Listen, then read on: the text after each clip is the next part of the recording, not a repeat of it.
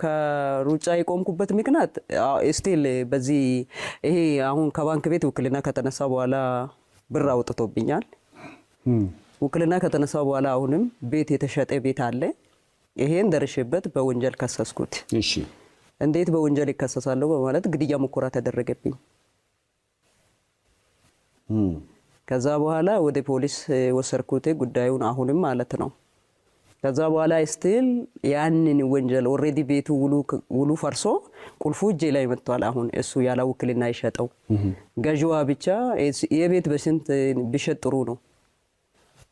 ባለ 3 መኝታ ነው 500,000 ብር ነው የሸጥኩት ምለው። የሸጠውም ደግሞ ወደ እኔ አካውንት አይደለም።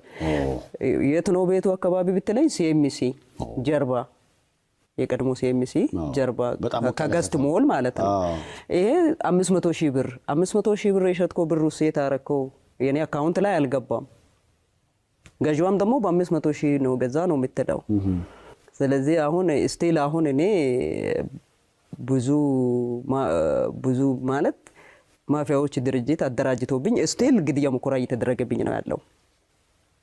ስቲል ከዚህ የተነሳ እናቴ ልጄ ከምትሞችብኝ ትላንትና ለምኛ አሳድገሽ የምትወጂ አገርሽን የምትወጂ ህዝብሽን በማገልገል ላይ የቆየሽው ዛሬ ደግሞ ህዝብሽን አገልግለሻል፣ አገርሽን አገልግለሻል፣ አስጠርተሻል።